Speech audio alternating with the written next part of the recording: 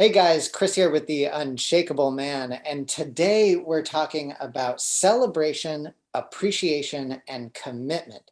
This is the theme for the fourth week or the fourth module of our 4-week fundamentals training. This is the training that we put on within our community to both introduce new men into the practices and to repeatedly go over the fundamentals of the work that we do here at the Unshakable Man.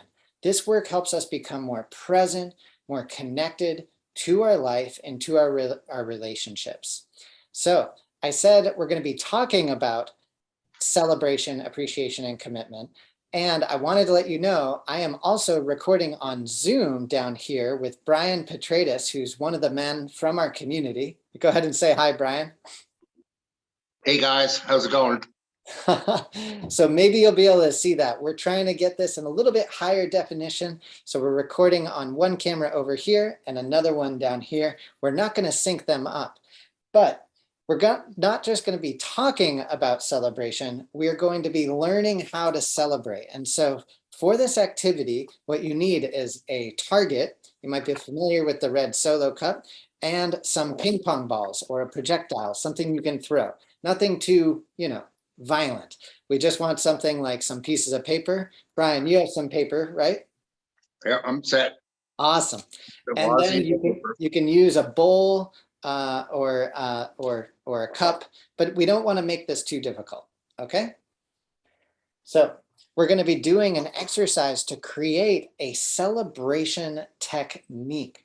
And what this is a physical exercise that we can do on and in our body physically. So we don't just think about celebrating, we physically celebrate on and in our body when we do something that we want to motivate ourselves to continuously do, or we want to cheer ourselves on. And so now I just want to talk about the themes from week 4, which are celebration, appreciation, and commitment. And then we're going to actually do the exercise. And Brian, you were here for our last fundamentals training, right? Yes, I was, and awesome. I'm back for more. Yeah, how was it? Oh, I've been, as you know, with Unshakable Man for 2 years, and I'm still learning. And having the structure of these modules is very helpful, and I think the new guys will find it also. Awesome. So we're gonna practice celebrating here, but let's have a little conversation before we jump in to do the exercise, okay? Okay. So celebration. Why do we celebrate, or what is special about celebration within our community that you've noticed? Is that for me? Yeah. Oh, well, I'm late in life to learn how to celebrate. I just never knew how. I never saw it as a separate part of being. All I did was kept on swinging the bat at problems and challenges, and didn't take any time, literally no time, to celebrate. And at first it was awkward, but in terms of, because it was so new. But I find myself, even when I'm alone, sometimes when something goes the right way, I fist bump the air, play air guitar, I'm into it. Yeah, yeah. And just now, Brian, when you said that, I felt a sensation on and in my body, in my chest. I noticed myself affirm that and smile with my face. But then immediately I just was like, okay, I wanna celebrate that with you. And I did my double high five, right? And I felt that sensation in my body. I really appreciate how you bring in how you didn't used to celebrate, right, until later in your life. How has the celebration technique, and you mentioned you do it even at home when you're alone, how has it shifted or changed your relationship with yourself? Well, I think the fact that TUM and Chris Wilson, you emphasize engaging the body more and being aware of how our body feels. And so when I celebrate, I'll stand up and celebrate and do a fist bump, or I do it like an air guitar, which I never did before. But yeah, it's freeing. It just feels good. I mean, if I could, in my life, I realized I've had a lot of things I could have celebrated, and I just passed over, and there was no balance with all the challenges. So it's not only feels good, it feels necessary. Oh, thank you, Brian. So from there, like, I want to point out, like, being in the body, right? And what's really important to me is, like, I love how you and I, like, this is just our creative collaboration right here. And what I notice in your share is that there's a distinction between thinking about celebrating, right? Or even celebration in your head, right? Just thinking about it, which has a connotation of being dry or disembodied, right? We're not feeling it on and in the body. And yet when you check in on what your current relationship is with celebration, it's so much more vast. There's like texture to it. You light up when you talk about it. And that's what we're going to talk about right now, right? Because what we get caught in, especially as people who identify as male, or people who have been socialized as male, men who want to be open-hearted leaders, men who want to penetrate our life, right? We want to be successful. We want to find our purpose. We want to have a mission, right? All of that cultural pressure, right, and socialization trains us to take our energy and awareness and put it out into the future, right? So we're constantly looking out to the future, which means we're not in our bodies, we're not here in the present. But then when we actually attain the thing, when we actually receive the thing, when we actually achieve the thing, we now don't know how to be with it, how to receive it, how to do it on and in your body. And I hear that in your story. Do you want to say anything about that? Um, I like to celebrate now. And if I could, one of the interesting phenomena inside the TUM groups is that more often than not, it's another guy who points out to me or another guy that this is cause for celebration. And I got to tell you, every single time that has happened, when I think about, is this worthy of celebration? The answer is yes, absolutely yes. And I just glossed right over it. And so I'm grateful to my fellow men in the groups that more often than not are more able to recognize areas of celebration than I am. Ah, I love it. I love it. So this is the distinction here that I want to make sure that men watching this later notice, is that if we aren't embodying it, if we aren't actually bringing it into the body, it didn't happen. That means we didn't actually receive it. And so what this is to me is, this is another example of this, is going out and lifting weights, right? If we lifted weights all day long, right? And then the next day we came home and we didn't rest, we went back and lifted more weights. Or then let's say the third day, we got tired of lifting weights and we went and rode our bike. And then we came home and we went for a run. And we were constantly doing that. What we're actually doing is deteriorating and tearing apart the muscles. We're not actually getting stronger because we're constantly breaking ourselves down, right? And Right. this culture of manhood, right, that you portray, that you talk about, that you and I are part of, and that I was a part of too, right? Because before I learned how to celebrate and to create a celebration technique and had other men in my life who reinforced it the way that you're talking about, I would do this too. And so when we do this in our life, it cuts us off from being able to grow. We're not actually receiving what it is that we've reaped, right? Everything that's out there in our social milieu or in our environment. And so this technique cuts through automatic negative thinking. It cuts through rumination. It cuts through catastrophization. It cuts through getting into your head, because you're actually physically embodying a celebration movement, right? I can relate to what you're saying. That's not where I was before, and I'm still learning how to integrate the somatic responses into my thinking and feeling. And so I do, it does, the direction does resonate with me. The idea of physically moving, the idea of balancing out. You listed the different kinds of challenges or problems we all face, but it has to be balanced out with the good things that are going on too. And in my case, it just was not. Yeah. And that distinction, right? We can also bring this into gratitude. Sometimes we'll make a list of things that we, a gratitude list, right? So these are things that we are grateful for. But if we don't actually pause and feel thankful for them in our bodies, then it's still just up in our head. It's disconnected, it's disembodied, right? And so what we're going to do today is we're going to do an exercise. All right. So this exercise, and for anyone watching later, okay, all you need is a projectile and a target. And so I'm going to just put this only about 4 feet, 5 feet from me. Okay. And the purpose of this is intentionally stupid. Okay. If this feels stupid, if it feels goofy, that's okay. It still works. What we're going to do here, and you've probably and very likely played this or done this before, whether you're playing a game that we're all very familiar with, like beer pong, or many of us are very familiar with, right? Or whether you've played just like lawn games or something like that. All we're going to do is throw the projectiles to the target. But this time, we're going to do it with the intention of bringing our awareness into our bodies, okay?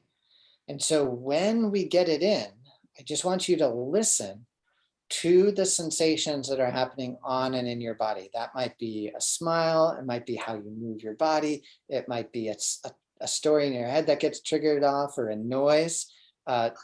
Brian mentioned an air guitar, right? It might be like a Super Mario Brothers noise, like do, do, do, do. Whatever it is, that is very likely your natural adaptive response to celebration. And so what we're doing is becoming aware of how our body celebrates on its own, how we've been nurtured, or how it's learned how to celebrate by getting it into the target. And then we're going to learn to overemphasize it. We're going to learn how to pick that up and to make it more intense. And then your stretch, now that you're in the community, right? If you're watching this, it's very likely that you've moved through your first 4 men's groups. We're here to celebrate having done that, okay? And then the next theme is appreciation, to appreciate what the physical experience has been like of going through the experience of attending your first 4 men's groups. And if you're a longstanding member of the Unshakable Man community like Brian, and this is not your first time and you're going through it again and again, Brian and I, you and I can have a conversation about what that's like, right? Because what we've discovered is that very often, just because this is a fundamentals does not mean this is for beginners, right? We're able to actually learn a lot from the simplicity of these very fundamental things, right? These simple things are not necessarily easy. Okay, so here we go. Brian, you ready? You got a target? All right, we're gonna start throwing, and then all I want you to do is to listen to your body, okay? And overemphasize whatever your celebration technique is, and then we'll talk about it. 3, 2, 1, go.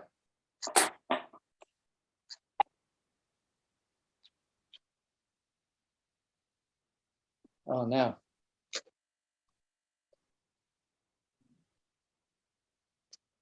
I got it. Oh, that was great.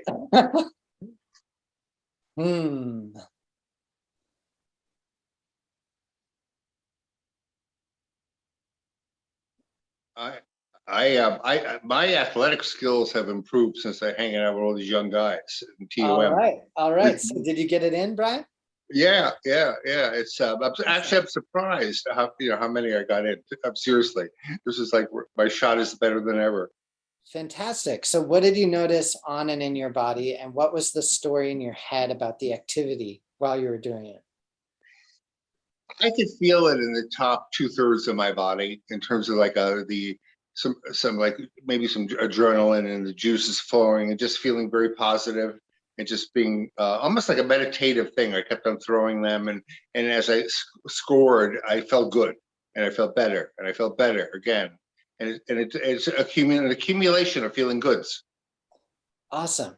What about your first one, before and right after your first one you got in, while you were anticipating getting it in? What was that experience like? Fear of failure, I think. A little like holding my breath, holding my chest tight, it just it only was probably 3 seconds long, but I definitely did that. I got really serious and clenched my muscles. Right. So I identify with that as well. I only had the solo cup like literally like 5.5, 6 feet away, and I kept missing it. And what I noticed is that I was getting more and more focused on getting it in, getting the ball to go in. But then when it went in, I almost had an immediate sensation in my chest and around my cheeks. But the sensation happened so fast that I then responded to the sensation with a surprise of how surprised I was that I felt that. Right. And the reason why I'm bringing that up is because the sensations that are happening on and in the body are autonomic. They're non-conscious, meaning the body and the nervous system is actually aware of what just happened before I am aware of it. Right. And my active awareness is then responding to the sensations that are happening in and on the body, and I'm catching it and going with it. Right. And in our life, very often what we end up doing is the sensations come up on and in our body, but then we judge them and we suppress it, we push it down. So what we do is we say, oh, I did 10 push-ups, but instead of doing 10, we have a non-conscious response to judge it and say, well, I didn't do 100. Right. And so we disconnect from the sensation in our body, because in our social environment, we've been told this thing, and this is what I'm going to say right now, is trophies, right? Have you heard of like trophy kids that everybody gets a trophy? Yes. Yeah? Awesome. So this is not that, okay? And what we've done is we've picked up this emotional residue from our culture as men that says, oh, I don't want to give myself a trophy, because if everybody gets a trophy, the trophies don't matter. And what that is called external validation. External validation is not internal celebration. Okay? Internal celebration is not external validation. So what that means is my ability to reward myself is very different, because it's an internal experience. Every time I celebrate, the body actually gets better at celebrating. External validation, every time I'm given something, the body actually needs more to get the same response. Meaning, if I said, hey, if you do this activity and then I'm going to give you $1, very often the dollar effect will wear off, and you'll have to get paid a little bit more to get the same feeling. And that's called a hedonic loop, right? We're looking outside of ourselves for what can only come internally, right? And so that's why we focus so much on internal celebration, especially in the final leg here of the Unshakable Man Fundamentals training, is because we have something here to celebrate. And so we're learning we've achieved something. And yeah, it's 4 groups, but now we're using that as an opportunity to practice physically celebrate. Okay. This is fun with 2 different video cameras going at the same time. So for anybody watching, that is the end of our how to celebrate and how to create a celebration technique training. If you're in the community and you're in a group and you see a man celebrate, that is likely what he's doing. So feel free to team up with him and celebrate when you witness the man celebrating. Because when you witness a man celebrating and you celebrate with him, you get better and better at physically embodying this celebration technique in your life. So when you take that experience out of the group, it's much more likely that you'll start to be able to have this behavior change in your life. And that's what we're all about here, is behavior change. So now I'd love to just take a deep breath in our nose, just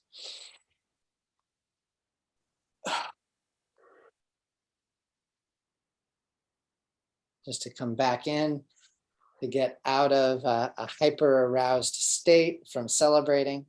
And I'd love to talk about with you, Brian, for just like 5 minutes, talk about appreciation and commitment. And you were in our fundamentals training this week. What was it like to be in the group? And how did your relationship with appreciation shift or change? On this one, I believe that I was fairly far along in terms of appreciation, in terms of understanding it and integrating it. So it was not any kind of shock or challenge to the system. It was there was more of a flow to it.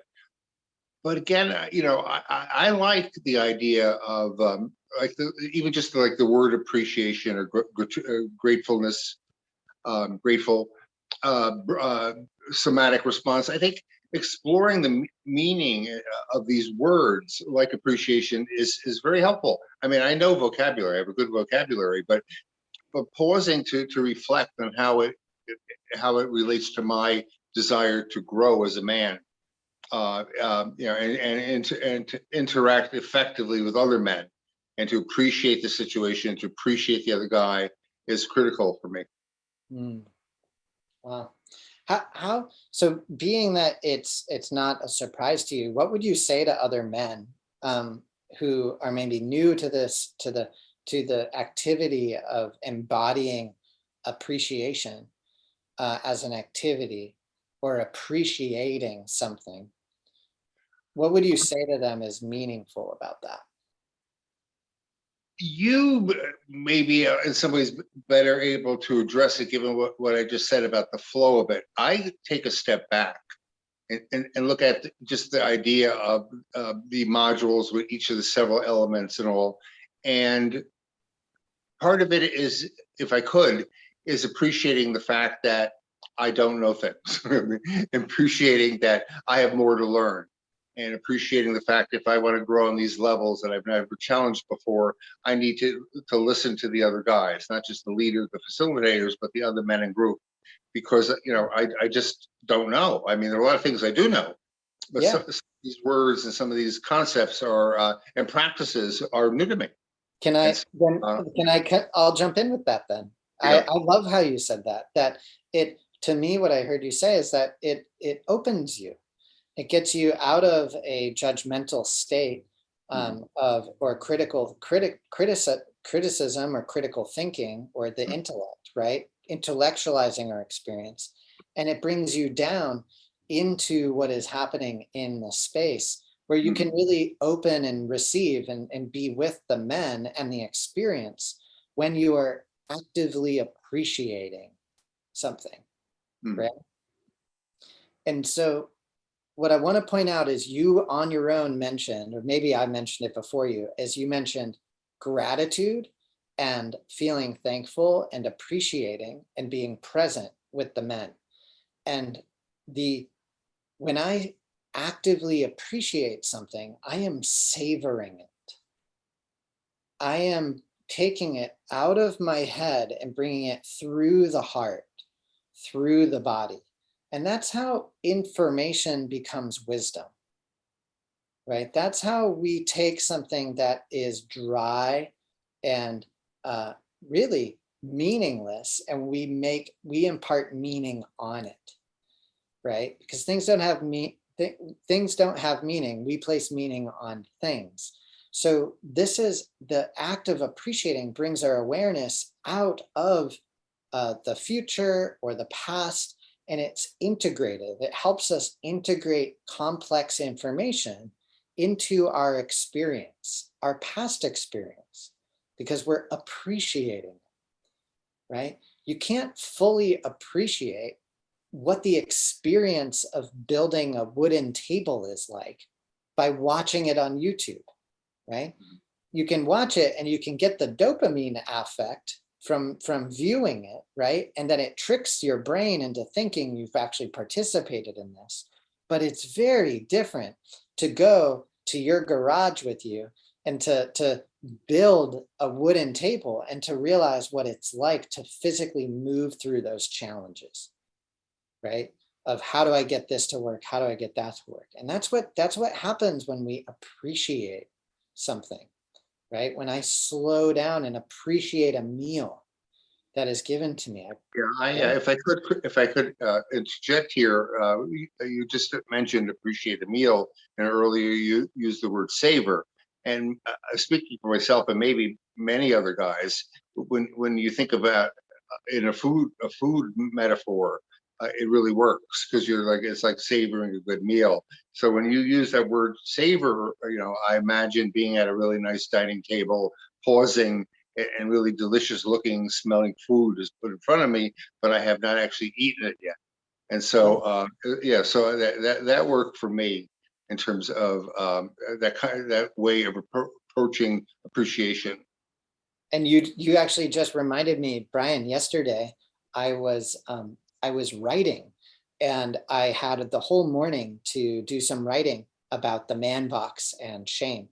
And I had a moment where I had something I wanted to write down. I went to go use the bathroom and I lost it, and I got frustrated with myself. And I was trying to get it to come out the way that it was right as I transitioned. It was like I went away from the state of flow to being interrupted, had this idea, thought I would be able to get it down onto paper, came back and was like, oh, it drifted away. And I got frustrated.